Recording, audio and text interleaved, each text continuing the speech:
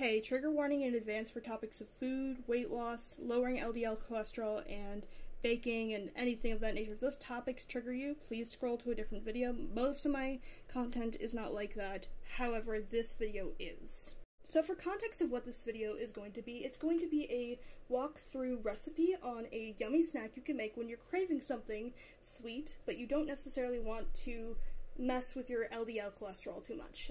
For those who are unaware, I'm on a bit of a weight loss journey myself, not for appearance or aesthetic or vanity reasons, but more because I have some health issues I want to get under control.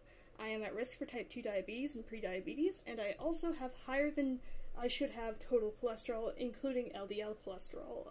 My total cholesterol is at 207, and most people's cholesterol should be no higher than 200. So with that being said, that gives you an idea into what I am dealing with and the context behind what I am making.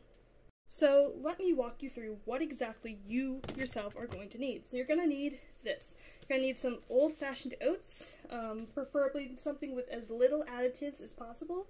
This has polyunsaturated fat 1 gram, monounsaturated fat 1 gram, and the cholesterol is 0 milligrams. So keep that in mind. This is what we're going to use for our flour, in addition to a little pinch of baking soda. We're going to take maybe a cup of this and grind it up in a coffee grinder or a spice grinder that you've cleaned out, and then after cleaning that out, you're going to want to take some rose petals. Rose petals are good for lowering LDL cholesterol. They contain quercetin, which is good for lowering your total LDL cholesterol, and roses contain that, and some flavonoids that can also be good at lowering your LDL cholesterol. With the rose petals, you're going to want to grind it up with some sugar.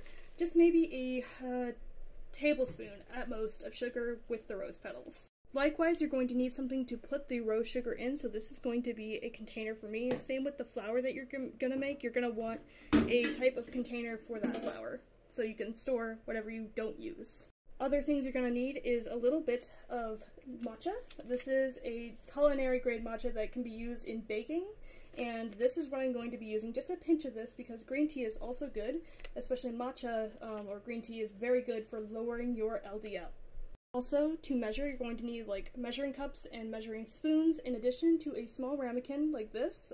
This is what we're going to be mixing everything into. We're not going to be using a whole lot, which is why you're going to want those containers for storing what you do not use. Other things you're going to need is some sort of flavorless oil. I know that grape oil may not be the best for this in terms of everything, but use a flavorless oil, preferably something like olive, coconut, or avocado, but I'm just going to use what I have, which is grapeseed. And you can also use a splash of some sort of milk or milk adjacent thing. I am lactose intolerant, so I'm going to be using coconut milk, which hopefully won't be too bad for the purposes of this. And last but certainly not least, you're going to need a fork to mix everything with, and you're going to need a microwave. You're going to want a 1/4 cup of oats to put into your spice grinder, and then you're going to grind it up because you're going to use that 1/4 cup of oats as your flour base with a pinch of baking soda. In my case, because I might be making more some other day, I will be putting a 1/2 cup actually into my spice grinder. The powder or the flour that you just made should be somewhat fine or on the more fine side. However, if it's not, you can just continue to grind it more. Follow the same steps with the roses and the sugar of your choice. I used brown sugar, and it should look something like this. Oh, and to add to the ingredients, if you want to use some sort of vanilla or imitation vanilla, that is up to you. Next, what I'm going to do is add a couple of teaspoons, maybe 3 or 4, into this ramekin, and a tablespoon or 2 of the flour into here as well. This is what the 2 tablespoons of flour and the 4 tablespoons of rose sugar should look like. A serving of this matcha is a 1/2 teaspoon, so I'm going to take a 1/2 teaspoon of this and put it into the ramekin as well. Next, what you're going to want to do is put no more than 3 tablespoons of oil that is flavorless of your choice into the ramekin. I went with 2. After cleaning and drying the spoon, I'll be using 2 tablespoons of milk in addition, and optionally add a dash of vanilla. Next, you're going to want to mix. If you find it to be too soupy or watery, add a tablespoon more of flour. An added bonus of this recipe is that you can totally eat the raw batter because there's no egg. Next, it's time for the microwave. So open your microwave, obviously, put your ramekin in there, and then you're going to want to microwave that for about 1 minute and 20 seconds. Also, don't forget a plate in case it tries to overflow.